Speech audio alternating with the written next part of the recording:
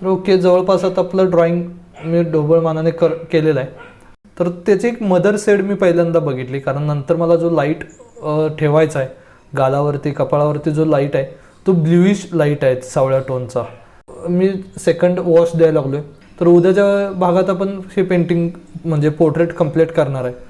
तर मित्रांनो, 21 दिवसाचं जे चॅलेंज सुरू आहे त्यामधला हा 14वा एपिसोड आहे, 14वा दिवस आहे. काल आपण 13व्या भागामध्ये वॉटर कलर पोर्ट्रेट बघितलं होतं. तर तेच पोर्ट्रेट आपण 50% करून म्हणजे 1-2 स्टेपवरती वॉश देऊन फर्स्ट स्टेपवरती थांबवलेलं आहे. तर आज आपण तेच पोर्ट्रेट कंप्लीट करू.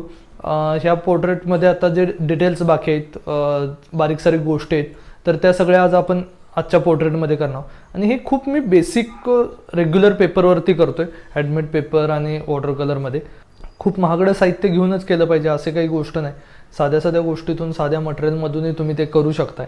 तर मी आत्ता त्यासाठीच छोट्या छोट्या साध्या मटेरियलमध्ये, छोट्या साईजमध्ये हे तुम्हाला करून दाखवतोय पेंटिंग. चला आपण आजच्या एपिसोडमध्ये ते चित्र जे काल अपुरं ठेवलं होतं 50% काम करून, ते आज आपण कंप्लीट करूया.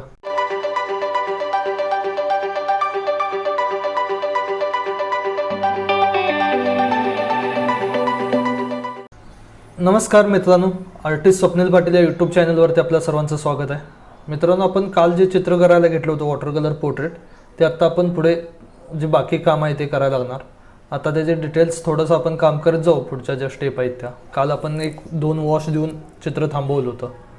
तर मी आता सुरुवात केली. तुम्ही पाहताय तर डोळ्यांचं ड्रॉइंग करून घेतलं मी, पण एका टोनमध्ये जवळपास घेतलेला आहे, जो शॅडोचा टोन आहे. पण बारीक सारीक आता नाकावरचा लाईट आहे, नागपुडीवरचा साईडचा, तर तो सॉफ्ट लाईट मी ठेवलेला आहे. नाकावरचा हायलाईट जी लाईन्स आहे ती ठेवलेली आहे. त्याचबरोबर डोळ्याचे जे लाईट्स येतात डोळ्याच्या वरती, स्किनवरती किंवा ती, तर त्या पण एजेस मी थोड्याशा सॉफ्ट ठेवलेले आहेत. आणि मग डीप बाजूचा भरायला. तर असं छोट्या छोट्या गोष्टी करत, त्यातलेच ओल्यात ओल्या असताना थोडेसे डोळ्यांच्या आपण खोबण्या म्हणतोय त्या भागातला डीप वाढवला आहे. तर ओल्यात ओलं करण्याचं कारण ते नंतर ओव्हरलॅपिंग केलं जास्त तर ते ओपेक वाटायला लागतं. ओल्यात ओलं असल्यामुळे ते सॉफ्ट एक त्याचा ट्रान्सपरंटपणा राहतो, ह्यासाठी ते मी करून घेतो आहे. तर आता इकडे जो गालाच्या मागचा डीप आहे तो करून घेतो आहे आता सगळं. तर मोस्टली तुम्हाला मी काल काही गोष्टी सांगितल्याच होत्या. वॉटर कलर करताना ट्रान्सपरंटपणा त्याचा ठेवा. आणि माझे थोडंसं मासेस बघण्याची सवय आहे. मी खूप छोट्या छोट्या गोष्टी करण्यापेक्षा ओव्हरऑल पहिल्यांदा बघून घेतो. मित्रांनो, आत्ता मी नाकावरचा लाईट आहे तो थोडासा पाणी ओलं म्हणजे ब्रश फिरून सॉफ्ट करून घेतलं आहे, कारण ते कटिंग पेस्टिंग वाटेल. एकदम हार्ड लाईट वाटला तर ते लाकडाचं चेहरा वाटायला लागेल त्याच्यामुळे. तर ते न वाटण्यासाठी मी थोडंसं ते सॉफ्ट करून पहिल्यांदा घेतलं. तर ओके, आता आपण थोडेसे डीप वाढवत त्या चेहऱ्याचे जाऊ.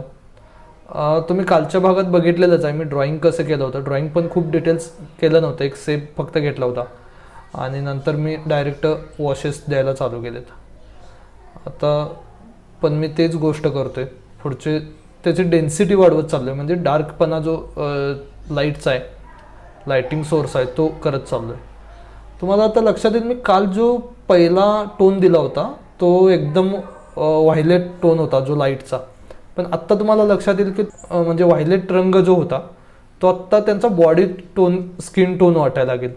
जो एक सावळेपणाचा काळ्या माणसाचा एक टोन येतो, कृष्णधवल किंवा असा एक टोन म्हटला जातो, तर तसा तो टोन आहे. तर तो मी काल ब्ल्यू दिल्यामुळे आत्ता तुम्हाला लक्षात येईल की त्यांच्या छातीवरचा टोन असेल किंवा गालावरती लाईट असेल तर ते सावळ्या माणसाच्या चेहऱ्यावरती लाईट पडल्यानंतर जो टोन येतो तो दिसायला लागेल.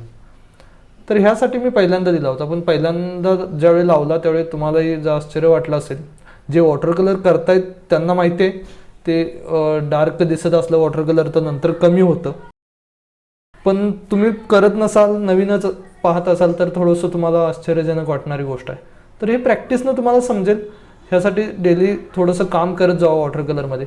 त्यावेळी तुम्हाला ते किती ओपेक लावलं आहे किंवा डार्क रंग घेतला आहे पण ते शोषल्यानंतर पेपरनं किती लाईट होतं आहे हे तुम्हाला कामानेच लक्षात येईल. म्हणजे माझा डेमो बघितला तरी किंवा पेंटिंग बघितलं तर ते अनुभवल्याशिवाय तुम्हाला समजणार नाही.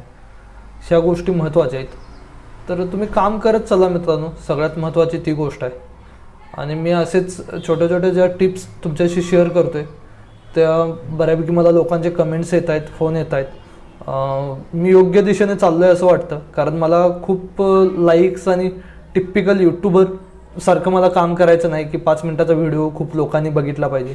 ह्याच्यापेक्षा माझा असा अप्रोच आहे की व्यवस्थित सांगता कसं येईल मला त्या चित्रातून पुढच्या माणसापर्यंत, जो शिकणारा एक विद्यार्थी आहे किंवा कोणी व्यक्ती आहे तर त्याच्यापर्यंत ते चित्रकलेचे डिटेल्स जातील ह्याच्याकडे माझा जास्त भर आहे. म्हणजे आत्ता हेच डेमो बघा ना, मी काल एका एपिसोडमध्ये केला असता पण केला नाही, कारण तो खूपच फास्ट मी किंवा टाइम स्लॅप करून पळवलं असतं आणि झालं, पोर्ट्रेट माहिती न देता मी दाखवलं असतं एक 5-6 मिनिटात.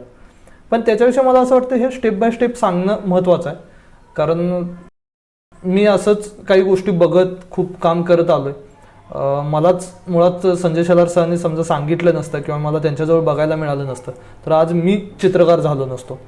तर मलाही अशीच माझ्या गुरूंच्याकडनं, माझ्या अजून काही लोकांच्याकडनं मला मार्गदर्शन मिळत गेलं स्टेप बाय स्टेप. त्यामुळे मी काम करू शकलो आणि माझं कष्ट म्हणजे मी काम करत सातत्यानं राहणं. तर ह्यासाठीच मी आत्ता मला थोडंफार जे काय अचीव झाले ते मी तुमच्याशी शेअर करायला. तर नक्कीच ह्या व्हिडिओतून माझा हाच हेतू आहे की तुम्ही हे जे माझ्याकडे काही थोडंफार ज्ञान असेल ते मी द्यायला लागलो आहे, तर तुम्ही माझ्याबरोबर केलं तर तुम्हालाही नवीन काही गोष्टी शिकायला मिळतील. आणि तुमच्या या कॉन्टॅक्टमधनं किंवा जेव्हा मला फोन येतात अनेक गोष्टींवरती विषय होतात, सिनेमा असेल, पुस्तक असेल, तर मला खूप छान माणसं भेटत आहेत यूट्यूबच्या माध्यमातून तुमच्यासारखी. त्यामुळे माझ्याही ज्ञानात बरोबर भर पडत चालला आहे. म्हणजे असं नाही की मी खूप काहीतरी अचीव केलं आणि मी तुम्हाला शिकवत बसलो आहे, तर असं नाही, माझंही शिकण्याचीच प्रोसेस चालू आहे. त्यामुळे अभ्यास हा माणसाचा कधीच संपू नये आणि माझा तरी मोस्टली मी त्या गोष्टीतच असतो की मला नवीन काय शिकता येईल. तर ओके मित्रांनो, आता मी जवळपास चेहऱ्याचे डीप मोल्ड, नाकाचे लाईट्स या गोष्टी केल्यानंतर आत्ता बॅकग्राऊंडचा एक डीप करून घेतला, त्यातले रंग बघितले ते येलो आणि थोडंसं फोटोत आहेत तसेच मी करायला लागलो आहे. मला थोडंसं त्या फोटोच्या जवळ एक मूड बघायचा आहे, मला त्यांचा लाईकनेस ही गोष्ट मी इथं पण बघितलेली नाही.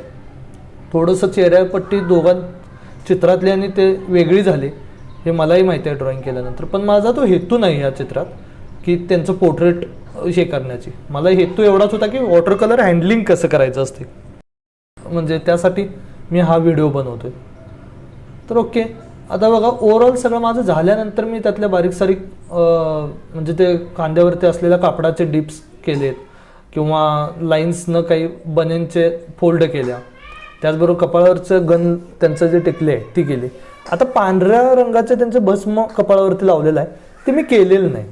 ह्याचं कारण की मी फक्त टोन ठेवला, मला ते खूप जवळ मॅच होणारं वाटतं आणि मला ते तेवढं महत्त्वाचं वाटलं नाही, त्यामुळे मी त्यात तितकं फोकस ठेवून ते केलेलं नाही. अनेक महत्त्वाची गोष्ट मित्रांनो, मी दाढीचे केस किंवा ह्या गोष्टी बघा किंवा त्यांनी जे मागे केस बांधलेले आहेत तर त्याचे मी खूप डिटेल्स नाही बघितले, केसने केस मोजत बसलेलं नाही, तो फक्त फील केला आहे. किंवा आत्ता मी गळ्यातले रुद्राक्षाची माळ जी काढतोय ते मनी पण मी तसेच ओव्हरऑल बघायला. तर हे थोडंसं समजून घेऊन काम करा. तर ओके मित्रांनो, महत्त्वाचा हा डेमो आता बऱ्यापैकी झालेला आहे. हा व्हिडिओ तुम्हाला आवडला असेल तर नक्कीच लाईक करा, शेअर करा, सबस्क्राईब करा आणि माझ्या चॅनलला सबस्क्राईब केलं नसेल तर जरूर करा. भेटू उद्याच्या एपिसोडमध्ये. बाय.